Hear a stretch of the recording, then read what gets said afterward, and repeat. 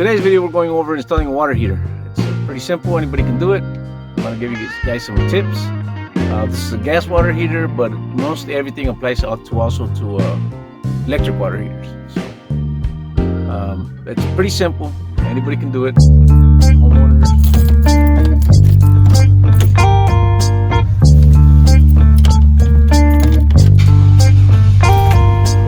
I'm late today.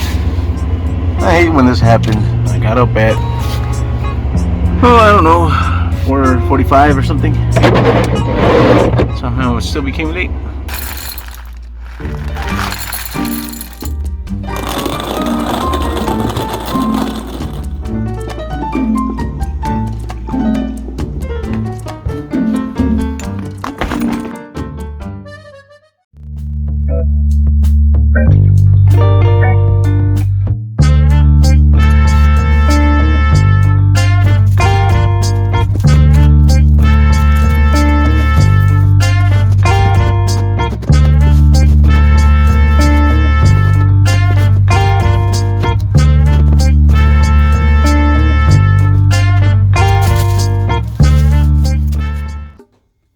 Alright, so we're going to be installing this, changing this water heater.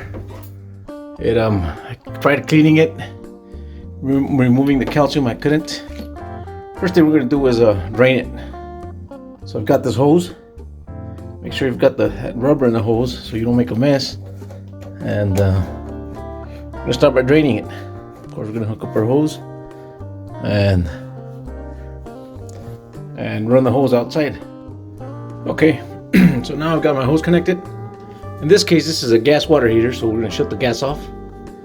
Let it. I don't have to mess with this at all because once the gas is off, and then that's it. Second thing we're going to do now is I've got my water on still. The feed to the water heater is still on. The reason I'm going to start discharging the water heater with the water on so that it's got some pressure to start. That valve's leaking a little bit. It's okay. So this way, I know it's going to be draining a lot of water. If there's anything in there clogging it, sometimes you just hook on the hose and turn this on. But I get some water flowing first. After I got that, then I'm going to open one of these, the hot water. Now I'm going to shut my water off. That's going to make my water heater drain a lot faster. Now I can disconnect one of the lines, preferably the supply. Doesn't matter, I got to disconnect them both. So the reason I'm disconnecting the supply is so that we get as much air as we can up from the water heater. So the air is going to help it drain a lot faster. So I'm going to disconnect this and then we'll come back. Alright, I've got the water heater draining pretty good actually. Got my gas valve off. I've got my lines disconnected. The supply line is not leaking, which is a good thing. Sometimes these valves will leak a little bit. In this case it's not, so that's good. This is my the line that feeds the hot water. There's two very important details here. First thing is, when you're like this, when you're at this point, if for some reason somebody in the house opens the hot water and the cold water at a bathroom or a kitchen, you will get water pressure coming out of this, because once you open the two valves, then that bridges the cold water to the hot water, because it should be supplying, but in this case there's no pressure. So you will get water coming out. So make sure nobody's using any water faucets. Otherwise you will get water there. You can always cap this, put a cap on it for now. Another thing is, in this case, if you guys can see here, it's a gas line. So my valve is all the way over here. So I only have this space from here. I'm going to take this off from here. I got to make sure my water heater fits there. And I also have to be 100% sure I know where the meter is, the gas meter. And if I need to close it, I'll close it. Matter of fact, in this case, I'm going to close it before I even start messing with it. Because if you bent this or break this valve for some reason, yanking out this water heater. These things are still going to be heavy. There's still going to be a lot of settlement in there. So it's still going to be a heavy water heater. So you may try to be careful, but at some point, a lot of things can happen. So, okay. Every time you buy a new water heater, you're going to come with one of these pressure relief valve. This is when it gets too hot. Instead of exploding, the pressure builds up and you open this valve and the water will come out. And it goes here. You can see. But sometimes there's water heaters that goes here on the side. If that's the case, you take this cap off and put it here, and then you put your pressure relief valve on this side. So it could go either way. This you can take off and put there. Usually they come up here, but you'll find a lot that are on the side. So as you can see, my water heater is draining pretty good. I'm gonna drain out, let all that drain out as much as I can before I start moving it. In the meantime, like I said, I'm gonna shut off the gas valve and I'll take it from there. Okay, so I did have to remove the valve because it was gonna hit. Plus the other water heater that I'm bringing in is just a little wider. So I did remove the valve and drained it as much as I could. And of course the gas is shut off, otherwise this would be spewing gas, and everything disconnected, ready to go. Okay, I've got the new water heater in place. I put the new, connected the gas valve. I had to take it off because this one's wider. So I do have the gas connected for now, but what I want to get at is, do you guys see this? And you see the water heaters all the way down. Well, it's very tempting to start connecting right now. This water heater is a little shorter, so I'm gonna have to go grab a coupler to put this extension on it. And it's very tempting to connect it right there where it's at. The thing is, these gas water heaters, they have this in the bottom. And these heaters cool down. The chamber needs air so it doesn't overheat. So if you're too close to a wall, you're gonna be fighting it all the time. So what's gonna happen is I have to center this water heater a little bit more. So I don't start connecting it until it's centered where I want it. Another thing is, you guys, I don't know if you can see in there, kind of, maybe this one. Let's see. These all have these gaskets. And anytime you change a water heater, you need to put new gaskets, because if you don't right now, you're gonna create a bigger problem later. Always make sure they sell them at any hardware store. Just they work for water heater gaskets. Ask for them like that. That'll save you a lot of headaches and leaks.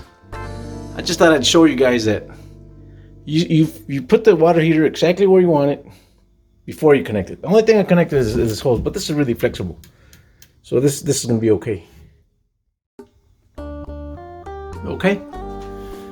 So in this case, the water heater was shorter. This one's shorter than the one that we had before. So I had to put some 3/4 inch nipples and some extensions.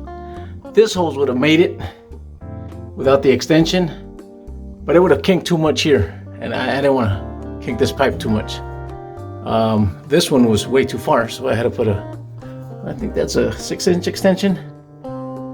This has got a black pipe, which is usually for copper, but in this case it's all right because nobody's gonna be using that water for anything. It's only gonna be this is just the pressure relief valve. So also I had to get an extension for the exhaust. Always here's a tip: make sure you always put tape on your exhaust joints, because you don't want any carbon monoxide leaks. So we're ready to go. Water heater's about centered as much as I can. I'm ready to open the gas. In this case, we're going to open the water first. There's another tip on opening the water. Well, if you're finding this video helpful, please subscribe. I'm starting this channel. I'll be uploading how-to videos, easy stuff, not the really complicated stuff, but the stuff that homeowners can use, that maintenance techs can use, that investors can use, that property managers can use. I'm going to be uploading stuff that I've learned over time, and that a lot of my colleagues have taught me too, and they're still teaching me because I'm still always learning. And so I want to share it with you guys, and I'm hoping you guys will find value in my videos, and I'm hoping you guys will subscribe. Thank you. So I'm going to open the water on the water heater. One thing you want to do is you want to take off the aerator. If you have 2 bathrooms or 3 bathrooms, whatever you got, and a kitchen, make sure you take all the aerators off, because for some reason you're going to get some stuff you're not going to like, and it's going to clog up your faucets. So I got my aerators off. I'm going to open the pressure release valve here.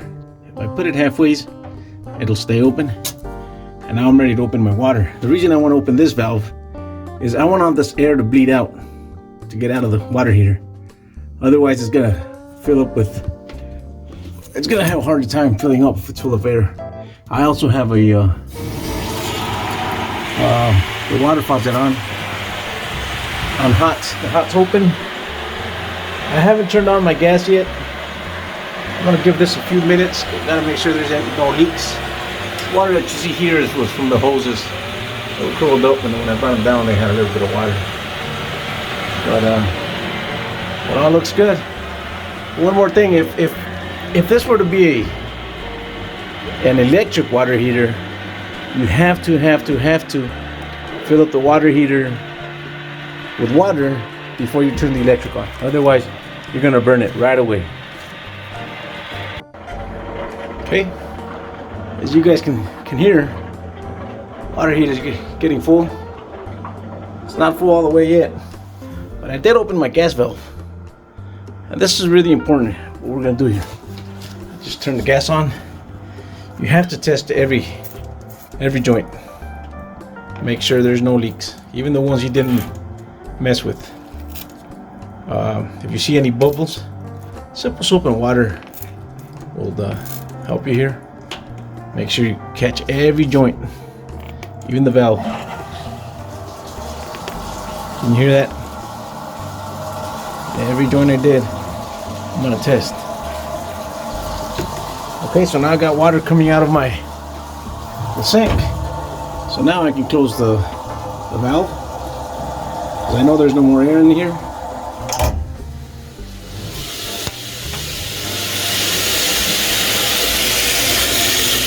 That's it. I can put my aerator back on.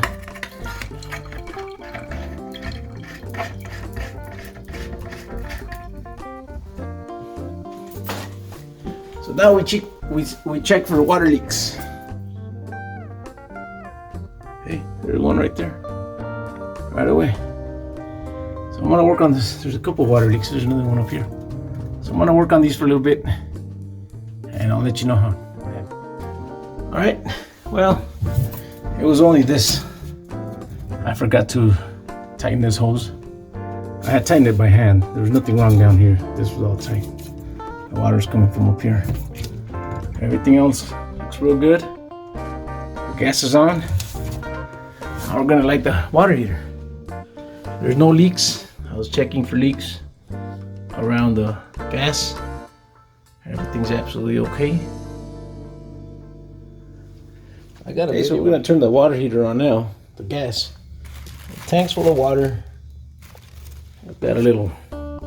Already done a video about this, but I'll go over it again. What happens is you push the pilot, and then that lets a little bit of gas go through, just enough to light up the pilot. And this button, I don't know if you can hear it. This button turns on, does a little spark, and that spark is gonna ignite the pilot. Then once that pilot's ignited, that little flame, and you can probably hear it. That little flame is heating up an element that's called a thermocoupler. And that thermocoupler is 2 alloys. When those 2 alloys heat up, they produce a very small amount of current, electrical current that comes in through here. You see that blue light flashing? That says it's that means it's producing electricity. This water heater has no electrical hookups. That light is only on because of the electrical current that the heat is producing.